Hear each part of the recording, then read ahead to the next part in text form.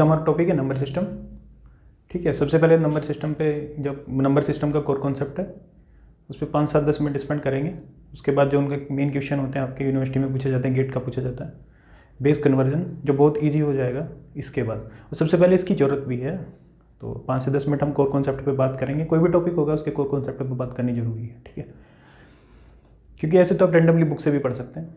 मेरा यहाँ पढ़ाने का मतलब तब तक नहीं है जब तक मैं उसके कोर कॉन्सेप्ट पे बात ना करूँ, उसकी मेन अंडरस्टैंडिंग कि वो किस बेस पे वो टॉपिक ग्रो करेगा, है ना, वो चीज़ें मैं क्लियर ना करूँ तो मेरा कोई मतलब नहीं है।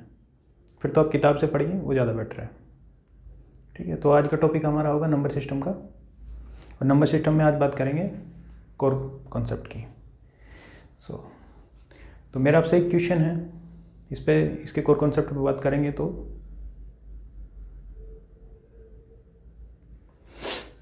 मेरा सबसे पहले क्वेश्चन ये है आपसे कि आप ये बताइए मुझे कि एक ईयर में कितने मंथ होते हैं, है ना, इजी है, 12। ठीक है, ऑब्वियस सी बात है, एक ईयर में 12 मंथ होते हैं तो सभी को पता है। सेकंड ये, तो मैक्सिमम लोगों ने क्या आंसर देंगे, 12। ठीक है, जो राइट आंसर है उसका, उसमें से कोई रैंडम पर्सन कुछ भी बोल सकता है। किसी ने बोल दिया 14, मान के चलिए, रेयरली ऐसा होगा कोई बोलेगा, बट फिर भी हम लेके चलते हैं कि चलो किसी ने बोल दिया 14 एंड 22। ठीक है, ये किसी ने बोल दिया, बट 99.999% जो लोग हैं उन्होंने बोले 12। ठीक है, 12 राइट है, 14 और 22 राइट नहीं है। हमने डिसाइड कर लिया राइट नहीं है, दोनों नीचे के दोनों जो आंसर है वो गलत है।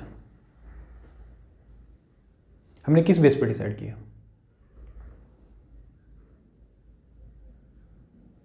आपको लगता है आपको सफिशिएंट इन्फॉर्मेशन है ये डिसाइड करने की, या मुझे सफिशिएंट इन्फॉर्मेशन है ये डिसाइड करने की कि दोनों आंसर नीचे के गलत हैं?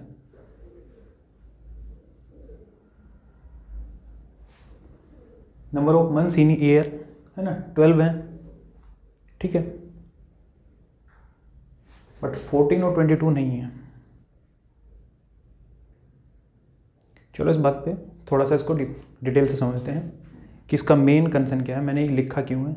ठीक है, अब आप देखिए, हम नॉर्मली जो अपनी कैलकुलेशन करते हैं या कुछ भी हम प्रोसेसिंग जो हमारा होता है, ह्यूमन प्रोसेसर जो काम करता है वो 0 to 9 जो हमारा डेसिमल होता है,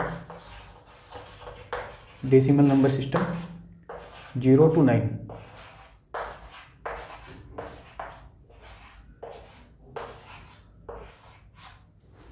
इस पे काम करता है। हमने इसको कंसिडर किया और ये कैलकुलेट किया, 1 2 3 4 5 6 7 8 9 9 10।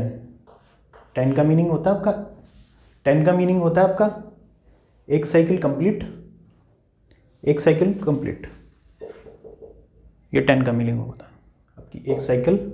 आपके नंबर सिस्टम में जितने एलिमेंट्स हैं उससे आपकी एक साइकिल कंप्लीट हो चुकी है, ये मतलब होता है 10 का। नेक्स्ट होता है 11, ये हुआ 12। ये हमने आप कैलकुलेट करके सम करके इसको बता दिया 12। ठीक है, ये हमारा आंसर है। अब एक बात यहाँ पे ये मान के चलिए कि हमारे नंबर सिस्टम में कोई बंदा है, उसका जो माइंड है, जो प्रोसेसर है ना, उसका माइंड और प्रोसेसर दोनों 8 और 9 के लिए काम नहीं करते, यानी कि उसका माइंड स्टोर नहीं कर सकता 8 और 9 दोनों को। अब वो क्या बताएगा कि कितने मंथ्स हैं, बताइए। अब वो कैलकुलेट करेगा, उसके पास यहाँ तक नंबर है, अब वो कैलकुलेट करेगा कितने मंथ हैं और वो आपको बताएगा। 1 2 3 4 5 6 7 8 उसके पास नहीं है। 8 तक जाते ही उसके जो जितने भी उसके पास नंबर थे वो सारे उसने, ठीक है, काउंट कर लिए।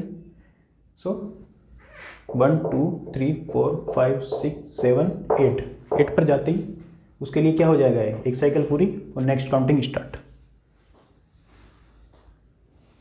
ठीक है, समझ गए? अब वो दोबारा से अपने नंबर्स को स्टार्ट करेगा। 1 1 1 2 1 3 1 4। अब ये है, अब लग रहा है आपको गलत है कि आपने सही डिसीजन लिया था। हमने सही डिसीजन लिया था कि हमने बोल दिया कि दोनों नीचे के गलत हैं। सफिशिएंट इंफॉर्मेशन थी हमारे पास? नहीं ना। तो मेरा जो उसका मेन मकसद है इस एग्जाम्पल को बताने का, कुछ भी है, इसका मेरा मेन मोटिव यही है कि आपको ये पता होना चाहिए कि कोई भी डिसीजन लेने के लिए आपके पास उसका सफिशिएंट इन्फॉर्मेशन है कि नहीं है। हमारा 12 तब तक कंप्लीट नहीं है जब तक इसके आपका बेस का नहीं पता। आपका 12 डेसिमल नंबर सिस्टम में है तो आप ऐसे काउंट कर लेंगे। 12 आपको पता होगा 1 2 3 4 5 6 7 8 12 ये डेसिमल नंबर सिस्टम में है। लेकिन अगर ये 14 है और जिसने मुझे आंसर दिया था 14, उसको मैंने गलत बोल दिया था, उसने बाद में मुझे बोला कि मेरे लिए तो 8 और 9 कोई नंबर है ही नहीं है, मैं तो ऐसे काउंट ही नहीं करता। ठीक है, मुझे तो 8 नंबर तक पता है। तो अब क्या हुआ? वो भी सही है ना। हमें इन्फॉर्मेशन पता नहीं थी, हमें सफिशिएंट नहीं पता था कि एक्चुअली इसका मीनिंग क्या है। हमें नहीं पता था कि वो कैसे कैलकुलेट कर रहा है।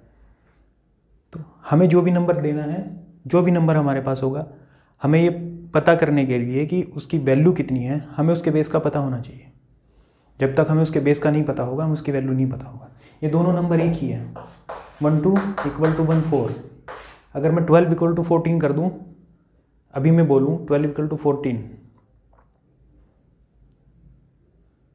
तो ये इसको आप गलत नहीं बोलेंगे तब तक जब तक आपको बेस नहीं पता होगा। अगर आपने बोला 10 बेस एंड 10 बेस तो आप बोल देंगे नहीं है।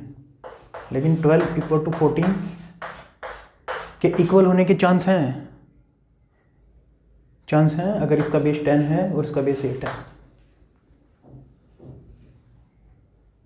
ठीक है। सो अब नेक्स्ट जो हम स्टार्ट करेंगे, जो कन्वर्ट करेंगे नंबर, बेस जो कन्वर्जन होगा उसका कोर कॉन्सेप्ट यही होगा। मैं बहुत ज़्यादा ताम झाम नहीं बता सकता, ना मैं बताना चाहता। मैं सिर्फ कोर कॉन्सेप्ट पे बात करूँगा, कोर जो चीज़ें हैं उस पर बात करूँगा। ना मेरे पास टाइम है, ना आपके पास टाइम है। कोई भी टॉपिक बहुत ईजी है, बहुत ईजी। अगर सिर्फ आप उसकी सोल पकड़ेंगे, आपको उसकी सोल पकड़नी है, टॉपिक बहुत ईजी है। इधर उधर की चीज़ें देखेंगे तो बहुत हैवी हो जाएगा। किसी भी नंबर का वैल्यू तब तक नहीं पता हमको, तब तक उसका बेस हमको नहीं पता। पढ़ता हूँ, है ना। कोई आपसे बोलेगा कि मैं एक सेमेस्टर में, आपका दोस्त जो भी है, कि भाई मैं एक सेमेस्टर में इतनी किताब पढ़ देता हूँ नॉर्मली, 14 16 13 या 12 बोल दिया उसने, चलो 12 बोल दिया। 12 बहुत होती है, 5 सब्जेक्ट होते हैं एक सेमेस्टर में, 12 बुक कौन पढ़ता है भाई। तो हमें लगेगा भाई बहुत पढ़ाई कर रहा है ना।